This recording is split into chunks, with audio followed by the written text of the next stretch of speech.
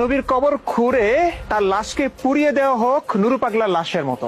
আমি শুধু বলছি তার কবর খুঁড়ে দেখা হোক তিনি জীবিত আছেন না নেই। যদি জীবিত থাকেন ভালো কথা, আসসালামু আলাইকুম নবী, সালাম দিয়ে চলে আসবো, পুরো পৃথিবীকে দেখিয়ে দিব হ্যাঁ আমাদের নবীজি সত্য বলেছিলেন, তিনি সত্য নবী, ভণ্ড না। সমস্ত নাস্তিক আস্তিক হয়ে যাবে, পৃথিবীতে আর অশান্তি থাকবে না, সবাই এক ধর্মের ছায়াতলে চলে আসবে। আর যদি দেখা যায় মরে গলে পচে লাশের অস্তিত্ব খুঁজে পাওয়া যাচ্ছে না, তাহলে তো স্পষ্ট হয়ে যাবে যে 1450 বছর আগে আমাদের প্রিয় নবীজি হযরত মুহাম্মদ সাল্লাল্লাহু আলাইহি ওয়াসাল্লাম মিথ্যে বলেছিলেন।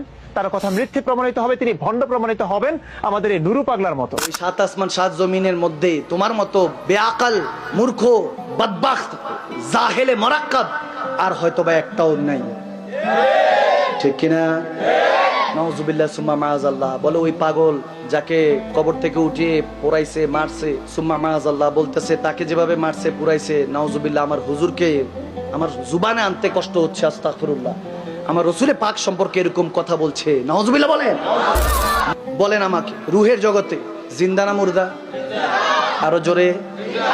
আল্লাহ তাবারক ওয়া তাআলা যতদিন চেয়েছেন, 1 বছর 2 বছর 100 বছর 1000 বছর 1 কোটি বছর, যতদিন মালিকের ইচ্ছা ছিল ওখানে আমরা জিন্দেগি পার করেছি। ওখানে গাছপালা নদী নালা কেমন ছিল জানি না, অক্সিজেন কেমন ছিল জানি না, হায়াতে ওখানে মধ্যে আলমে আরো হয় রুহের জগতে জিন্দা ছিলাম। হুকুম হলো ইন্তেকাল হও, ট্রান্সফার হও, জায়গা পরিবর্তন করো, স্থানান্তর হও। ইন্তেকাল হয়ে আমরা মায়ের পেটে চলে আসলাম বাবার মাধ্যমে। যখন মায়ের পেটে এসেছিলাম বলেন তো বান্দা জিন্দা না মুর্দা? 1 মাস 2 মাস 8 মাস 9 মাস 10 দিন 10 মাস 10 দিন যতদিন আল্লাহর হুকুম ছিল মায়ের পেটে আমরা জিন্দা না মুর্দা? হুকুম হলো ইন্তেকাল হও, ট্রান্সফার হও, জায়গা পরিবর্তন করো। রব্বানা আতিনা ফিদ দুনিয়া, দুনিয়াতে চলে আসলাম। এখন দুনিয়া এবং আখিরাতকে হাসানা সুন্দর করতে হবে। 1 বছর 2 বছর 60 বছর 100 500, হযরত আদম সফিউল্লাহ 1000 বছর, সুলাইমান আলাইহিস সালাম 1600 বছর হায়াত পেয়েছেন। অনেক নবী রাসূলরা অনেক বছর হায়াত পেয়েছেন। বলুন বান্দা, এরপর কুল্লু নাফসিন যায়কাতুল মউত, ইন্তেকাল হয়ে আবার ট্রান্সফার হয়ে জায়গা পরিবর্তন হয়ে কবরে যাব, জিন্দা না মুর্দা? আওয়াজ দেন, জিন্দা না মুর্দা? জিন্দা।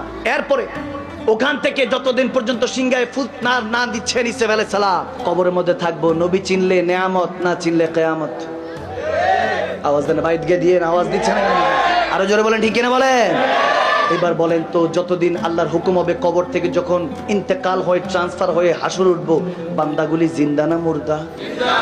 এরপরে হাসর থেকে যদি নবী সুপারিশ করে, যদি আমলগুলি ভালো হয়, তারপরে স্যালারি হিসাবে জান্নাত, কেউ শাস্তি হিসাবে জাহান্নামে যাবে।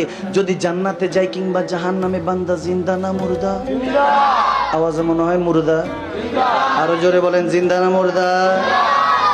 বান্দাই মারা যায় না, আর বান্দার সমস্ত রসুল